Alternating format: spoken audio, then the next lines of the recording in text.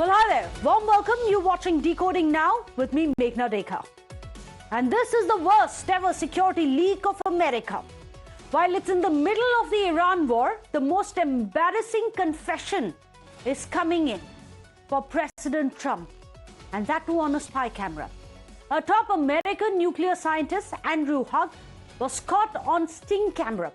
He was drunk and he was caught blabbering away state secrets at a bar to an undercover reporter. You can see the footage there on your screens. Well, this is a controversy which is exploding in the heart of America's nuclear command. You can hear him blabbering on and on about US's nuclear safeguards, about missile systems, even illegal chemical weapons. In clips that have gone viral, the official is heard making stunning claims about Iran as well. From a plot to murder, Mojtaba Khamenei, to children being killed in American strikes as collateral damage. That's what he calls them, collateral damage.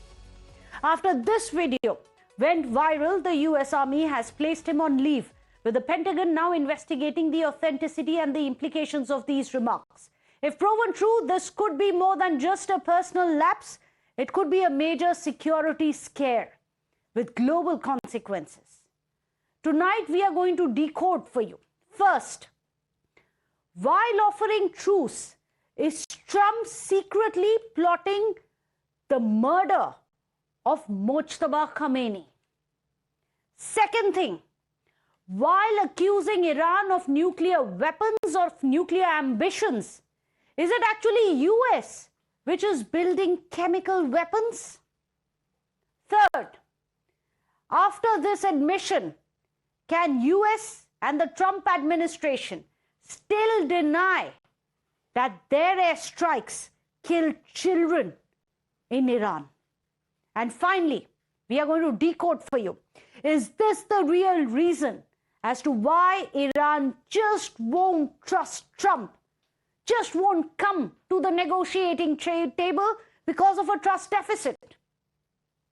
But first up, who is this man behind the leaked secrets of Pentagon? Then one after the other, we are going to tell you about what exactly it is that he has revealed. Well, this man that you can see on that spy camera, he is responsible for safeguarding America's most lethal secrets. He's now one being investigated for leaking them. Let's tell you more about him. What do we know about Andrew Hugg? His estimated age appears to be somewhere in the 40s. The organization, he seems to be part of the US Army, the Department of Defense. The position that he seems to hold allegedly is that of the US Chief of Chemical Nuclear Surety. The primary focus has been weapons of mass destruction and their security. The key allegation is that he has leaked nerve agent data and the kill plans of America. That's the charge that he faces. What's his current status? Well, currently, even as we speak, he has been placed on administrative leave. Why? Well, let's tell you point by point a chilling confession on a spy camera coming in from Washington, Maryland to be precise. First, about Mojtaba Khamenei.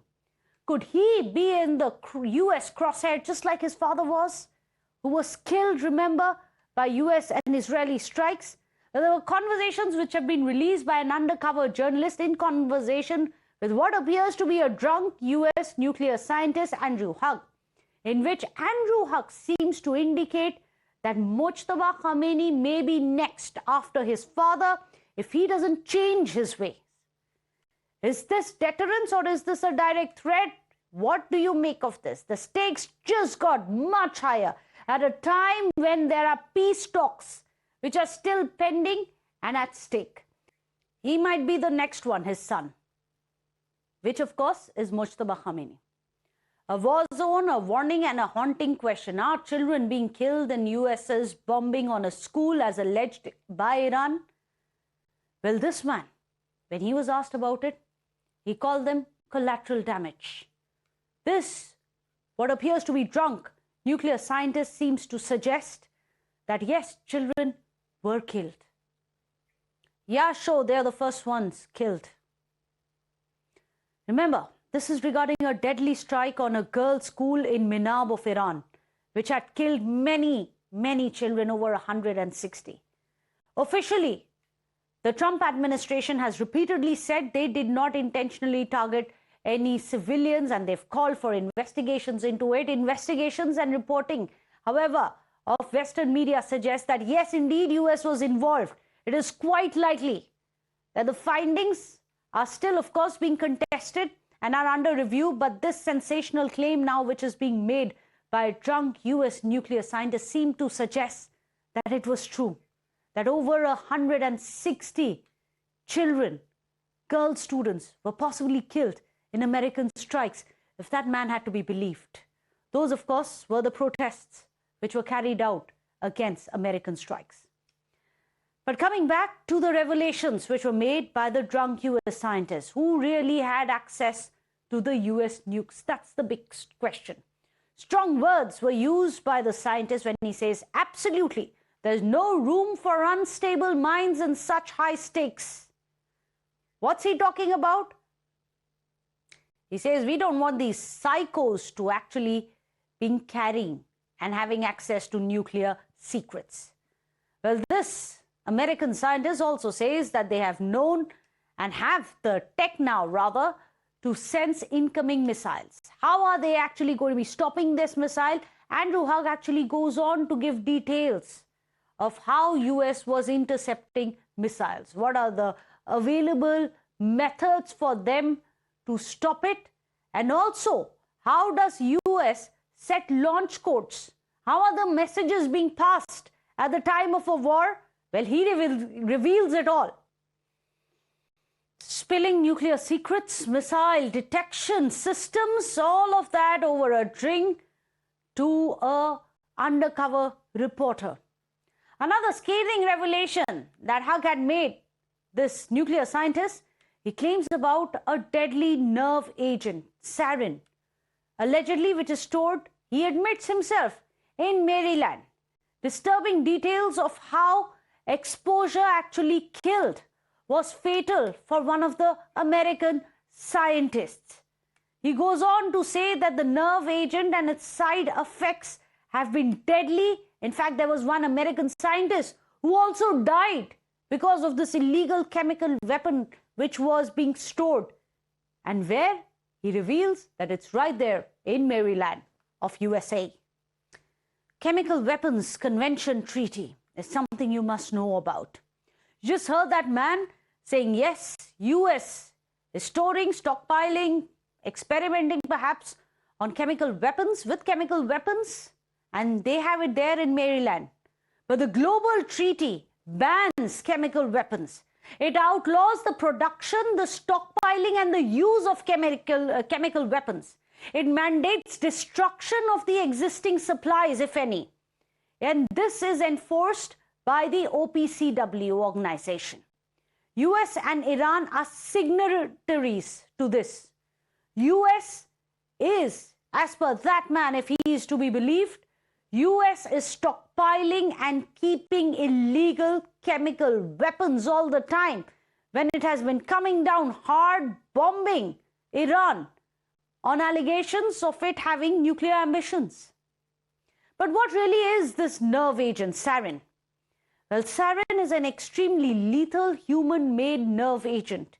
It is clear, it is odorless, and it is completely without any kind of a smell. It interrupts the nervous system muscle signals, as he was saying. It stops everything. It stops your heart. It stops your mind. It stops everything. Exposure to this causes rapid respiratory failure. It is classified as a weapon of mass destruction. It is illegal for anyone to keep this. This man says US keeps it, stores it. One scientist has been killed, and it's all happening in Maryland. Let me go across to Peter Kuznick, who's joining us. He's an author and a professor of history and director of the Nuclear Studies Institute at the American University. Professor Kuznick, the world couldn't be more disturbed today. It appears now that at a time when Trump has been offering truce, set to send across a US delegation for peace talks with Iran, there is a possibility that he's also plotting the murder of Mojtaba Khamenei. Is this why Iran does not trust him?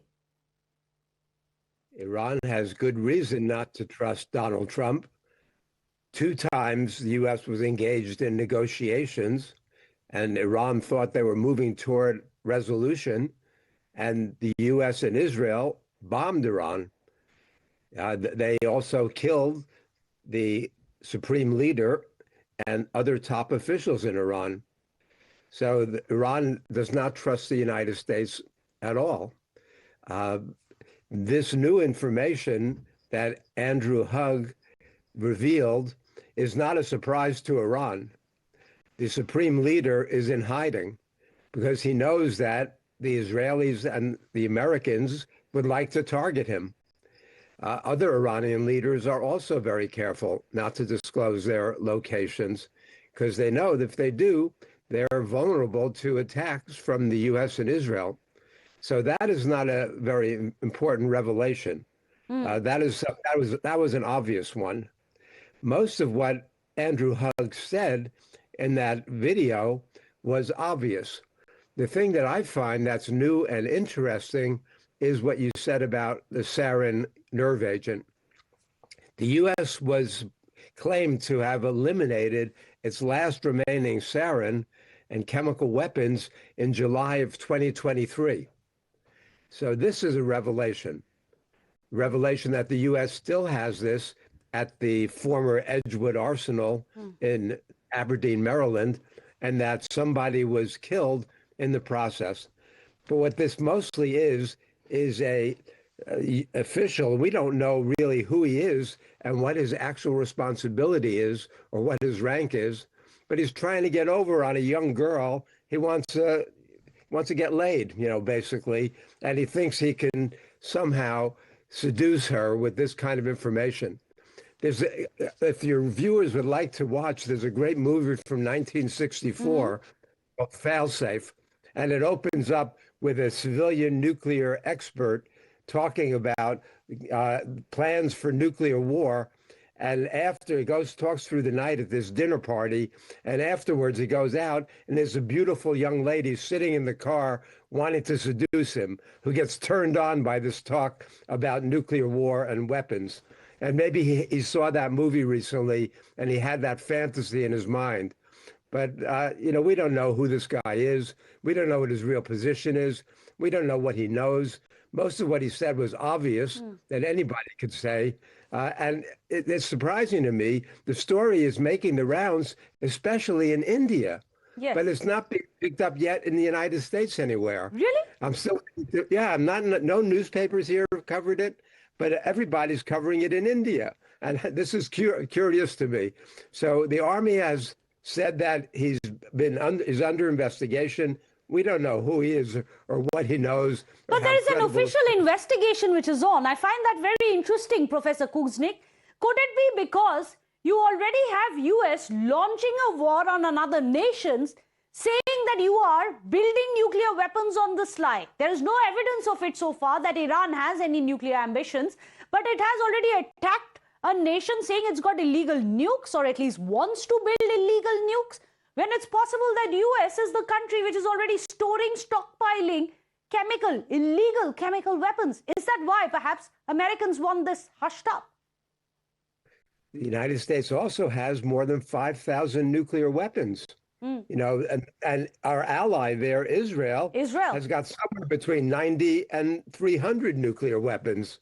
So the hypocrisy is very obvious to everybody in the world.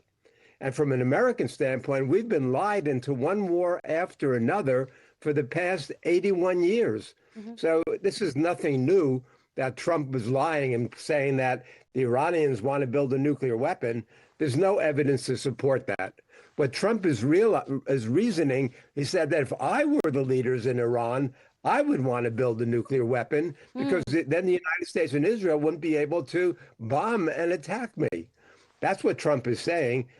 And we know that Iran was not building a nuclear weapon. The CIA said that. Tulsi Gabbard said that. But Obama concluded the Iran nuclear deal, the JCPOA, in 2015, and Trump tore it up. Yes. That kept Iran a year away. So this is a war of choice by the United States and Israel. The Israelis, Netanyahu has been trying to find an American president stupid enough and ignorant enough to go to war with Iran for more than 3 decades. He finally found his fool, and that's Donald Trump. And so the dangerous thing is that somebody as reckless, impulsive, and in some ways delusional as Donald Trump has access to nuclear weapons. There's nobody standing between this madman, warmonger, and the nuclear weapons. And so you have a nuclear scientist now, Professor Kuznick, essentially coming out and saying U.S. is stockpiling illegal chemical weapons. U.S. has also, and very significantly, he says that U.S. has killed children in Iran, calling them collateral damage. That U.S. also plans to kill Mojtaba Khamenei if he doesn't fall in line. Do you think we are going to have Israel on the negotiating table, especially with revelations like this coming out? Iran will negotiate when it's in Iran's interest to do so. Iran will not negotiate out of benevolence toward the U.S. And at this point, Iran has the chokehold over the world economy, and Iran is holding much more cards. It's Trump who's desperate to negotiate. It's Trump who's desperate to end this. Israel doesn't want to end this. But if domestically here at home, Trump's approval ratings are terrible. 30%, I believe, was the latest approval ratings for him. It's, it's among the 30 to 34-year-olds, it's 22% approve and 75% disapprove. I mean, the Republicans are going to get destroyed in the midterm elections, and they know that, and they're putting pressure on Trump to get out of this because this war is so unpopular. We've never had a war that began with such high disapproval. Usually, the American people rally around the president and support the war. Not in this case. They've seen it too many times. And Trump made no effort to build a case for anything about Iran.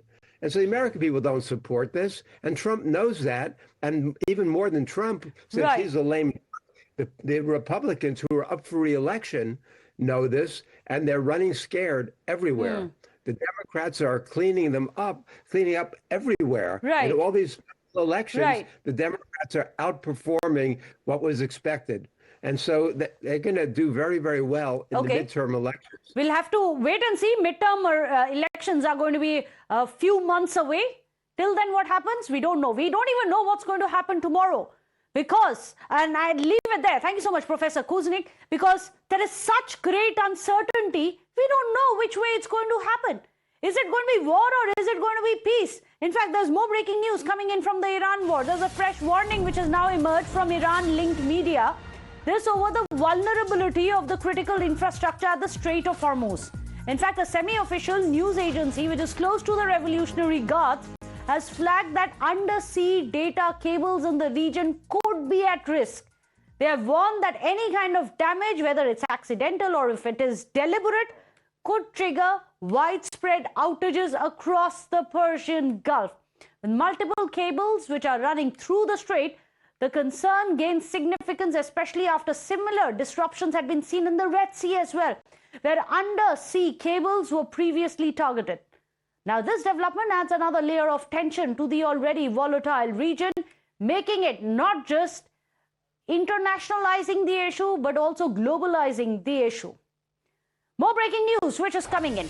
Uncertainty continues over the next round of US-Iran talks. Iran's foreign ministry spokesperson has said Tehran has not yet decided whether to join the new round of negotiations in Islamabad. For this, they have cited Washington's constantly shifting stance and the lack of consistency. The remarks underline a growing trust deficit between the two sides, even as efforts to revive the dialogue remain underway. But Iran says no decision or talks. We simply don't trust US. More breaking news coming in. Diplomatic efforts will be there being done to stabilize the region. They are, however, gaining momentum. Lebanese and Israeli envoys are all set to meet in Washington for the second time in 2 weeks. The talks between Israel and Lebanon aim to build on initial contacts, with Lebanon pushing for an extension of the fragile ceasefire between Hezbollah and Israel. Joseph Aoun has confirmed that negotiations are indeed currently underway in Washington, warning that no party will be allowed to undermine the security or disrupt stability in the region, as hopes hinge on keeping this truce alive. Well, this is all the war updates which is coming in the uncertainty of war. But for the time being, let's get back to India. Ahead of the elections tomorrow, where two of the significant states are going to go in for elections, you have the Election Commission of India taking a serious note of Congress's President Mallikarjun Kharge's statement calling Prime Minister Narendra Modi a terrorist. The Election Commission has issued a notice to the Congress President. Kharge has been asked to respond within 24 hours. This, remember, has happened after a BJP delegation, including top ministers as well, had complained to the Election Commission, saying Mallikarjun Kharge, the Congress President, calling the Prime Minister a terrorist right ahead of the elections, while the Model Code of Conduct is currently underway, is a flouting of all the MCC. Mallikarjun Kharge, after calling the Prime Minister, allegedly calling the Prime Minister a terrorist, came out and clarified and said that I meant that he was terrorizing people. He said it was about terrorizing and not calling him a terrorist. However, the cameras are there, the footage is there, everything is on camera. Now what we do know is that a 24-hour deadline has been set for the Congress chief to respond to the Election Commission, to give his side of the defense as to why he allegedly called the Prime Minister a terrorist, something which was caught on camera. Well, this is how there's going to be a massive political storm which is brewing, and with that, we are going to be wrapping up Decoding Now. Thank you so much for watching. I'll see you again tomorrow at 6:30 p.m. right here on Times Now.